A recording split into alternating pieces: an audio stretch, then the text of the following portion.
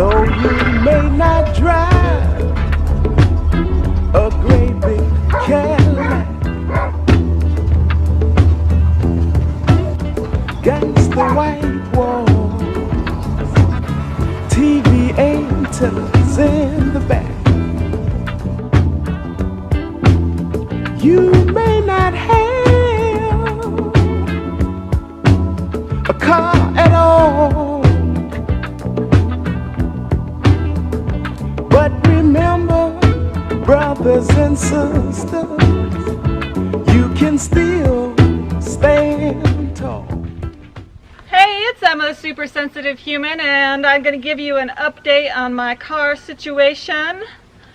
As you know, if you watched my previous videos, my Honda CR-V done died, and here's my new ride. I gotta wear my Blue Dream dress because we call this car the Blue Dream. And it's got my Blue Dream puppy dog in it with her blue eyes and her blue bandana. The Blue Dream is a 1983 Ford Ranger. It has a engine swap, V8 engine swap, so it was owned by a guy who used it for drag racing, so gas mileage, not so good. Typical of a 85 Bronco engine, maybe 14 to 17 at best miles per gallon. To be honest, I don't need an engine like that, but I guess it gives me some street cred. Maybe I should become a drag racer. I don't think I'd be very good at it. I watched the videos and the trucks drag racing and they rear up and go all crazy. I would be afraid. There's these knockoff wire wheels. These vintage looking chrome mirrors, which kind of suck because they're not adjustable. Hop up, baby. Let me see it. Let me see the inside. Come. Hop up. Okay, Mercy won't move, but it's got a all blue interior in good condition. Even the seats are in good condition, but she won't let me show you. Blue lights in the back. Has a GT Grant Performance Precision steering wheel, which really doesn't do anything because the steering's really loose and kind of scary when you're going at high speeds, I think. Dashboard could use some replacing because it's all cracked underneath this mat. I'd like to replace that. And maybe replace this, although it's not in very bad, mostly it's not in bad condition except for right here at the top. Is it fire extinguisher? Automatic, it was originally a manual. You want to see what it sounds like?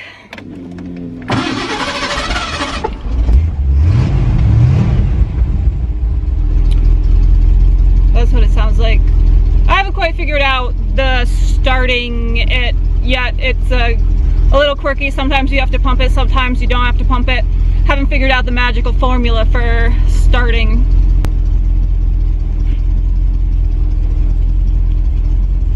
Here you go, baby. I got my historic Arizona plates. I'm not too fond of this sticker.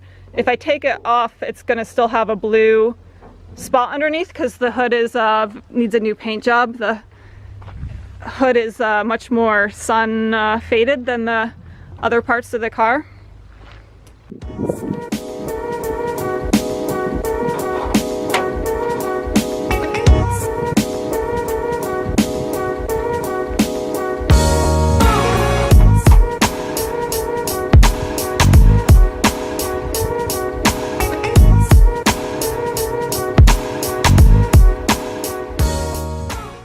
Here's the inside.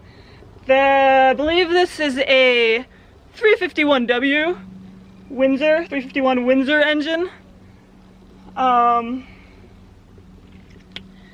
It's all been modified. Most of this stuff is not original. It's all been modified and moved around. In order to fit this engine in this car, it needed a 3-inch lift, which should be good for me off-roading, but this whole vehicle and the tires are not very good for off-roading. In my experience, it's quite skittery and fishtails a lot. I don't know if that's something that is a result of something that he did to make it good for drag racing, or that's just the way it is. See, the battery doesn't really fit in here. It's just kind of tilted over to the side, kind of smashed in there. So far there is only one problem with this car, besides the fact that I had to replace the battery. And that problem is the gas tank, the fuel neck, they call it, the hose that goes into the gas tank and the gas tank are separated. So when you fill up the gas, it leaks, it overflows out the top of the gas tank where that fuel neck goes in. And I took it to the shop, and he tried to find the right piece that's like might be called like a fuel neck gasket or something like that. And he couldn't find the right piece due to the age of the car. And he thought he found one, but it was the wrong one. And then he put this piece on that he thought would fit and fix the problem, but didn't fix. So he didn't fit. So he didn't charge me anything, but it's not fixed. I still have to only fill the gas tank up part way. So maybe I can stick the camera under there and show you what I'm talking about and get some advice from my genius YouTubers.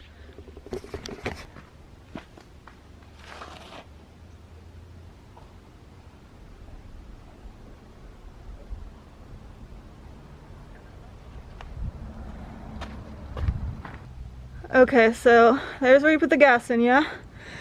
And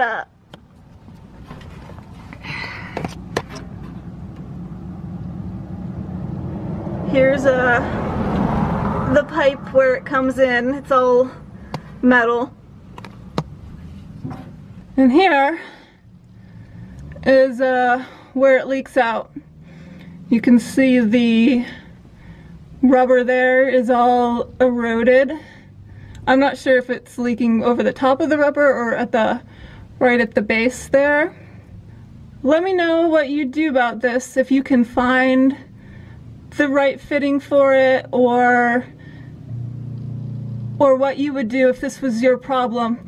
Is there a material that you could just paint all over that and seal it up? Would you get a whole new gas tank and fuel neck? What would you do? Let me know.